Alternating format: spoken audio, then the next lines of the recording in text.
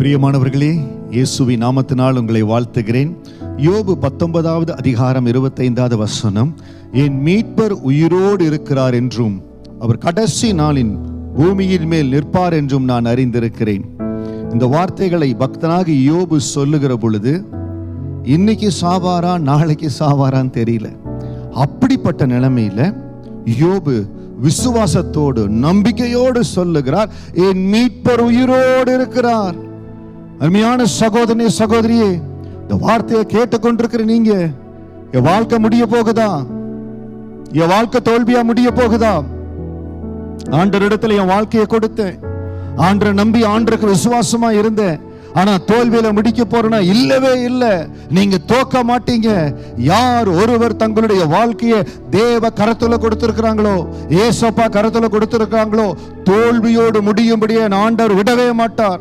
யோபு எந்த விசுவாசத்தோடு சொன்னாரோ, என் மீட்பர் உயிரோடு இருக்கிறார். என்னோடு கூட சேர்ந்து சொல்லுங்க, என் மீட்பர் உயிரோடு இருக்கிறார். நாம ஆராதிக்கிற தேவன் அவர் உயிரோடு இருக்கிறவர். அதனாலதான் சாத்ராக், மேஷாக், ஆபேத்நேகோ சொன்னாங்க, எங்கள் ஆண்டவர் எங்களை தப்புவிக்க வல்லவர். இன்றைக்கு நீங்கள் கடந்து போகிற என்ன கண்ணீரின் பாதை, என்ன இழப்பா இருந்தாலோ அதிலிருந்து உங்களை உயிர்ப்பிக்கிற வல்லமை தேவ சமூகத்தில் இருக்கிறது.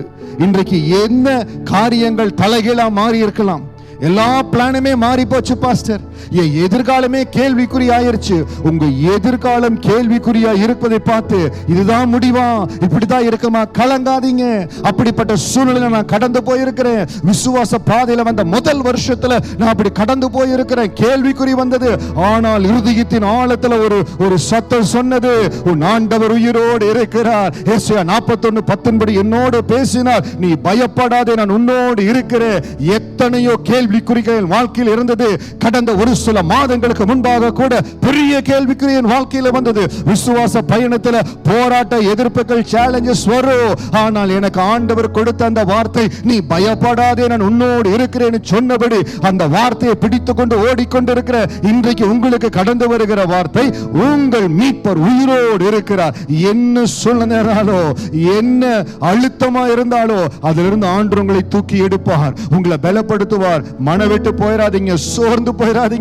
இப்படியே முடிக்க போறனா, தோல்வியில முடிக்க போறனா இல்லவே இல்லை. இயேசுவின் நாமத்தினால யோபு 19:25 சாட்சியா சொல்றேன், நீங்க ஜெயமா வாழ்வீங்க, ஜெயத்தோடு தான் முடிப்பீங்க.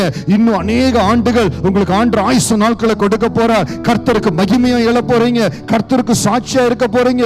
உங்க குடும்பம் எல்லா வகையிலும் ஆசீர்வதிக்கப்படும். சங்கீதம் 128 சொன்ன ஒவ்வொரு ஆசீர்வாதம் உங்கள் தலையின் மேல, உங்கள் குடும்பத்தின் மேல கடந்து வரும். உங்கள் மீட்பர் உயிரோடு இருக்கிறார். தயவு செய்து சோர்ந்து போகாதீங்க, பலப்படுத்திக் கொள்ளுங்க.